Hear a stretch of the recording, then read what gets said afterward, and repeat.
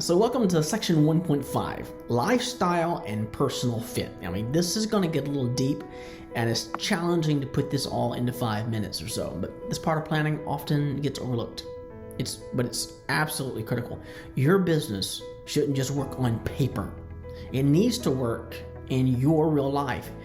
If you build something that doesn't fit your personality, your schedule, the energy level, you risk fast burnout or resenting the very thing you created. So we're going to ask a few honest questions here to make sure your business aligns with you, not just the numbers.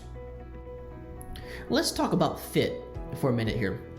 Can you realistically run this business you're wanting to design with the time and the energy that you have now? Not just your ideal schedule. If it requires nights, weekends, or lots of travel, is that sustainable for your life right now? And more deeply, will it pull you away from family, health, faith commitments? Does it reflect your values? If your business reflects your beliefs or conflicts with your beliefs or lifestyle priorities, you're going to constantly feel that tension, and it'll show up in how you lead. I remember when I had built one of my businesses to a point, I was going down the road that day and it hit me. My business is too large for me. I don't want it this large. This is way more than what I asked for. Ironically, some of those questions you don't know how to answer until you've just been there.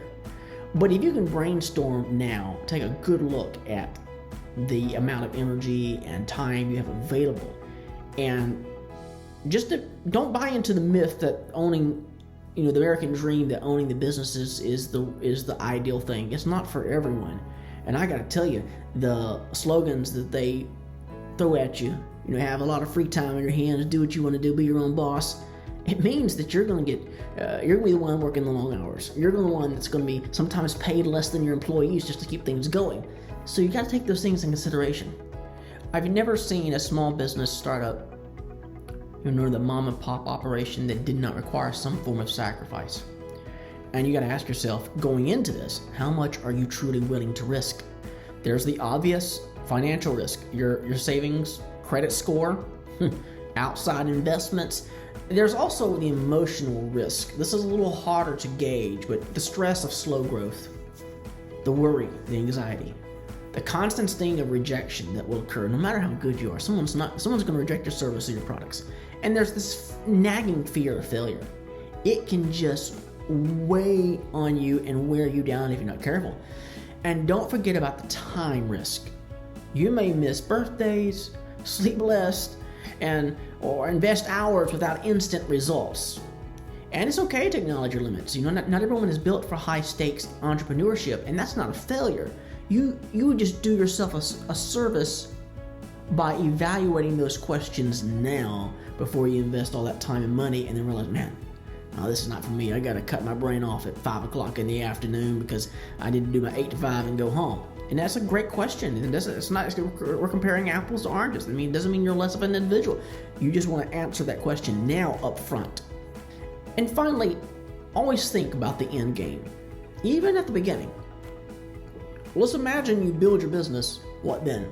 What's the end goal? Is this meant to be a short-term side hustle? Or are you hoping to grow it into your full-time career? Could it one day run without you? Maybe through automation, delegation, or even a sale. There's a great concept out there called build to sell. If you build your business from day one with the mindset, I'm going to sell this, well, it'll guide your decision-making process from the hiring to all the processes you put in place. And most importantly, if it doesn't work, what's your backup plan?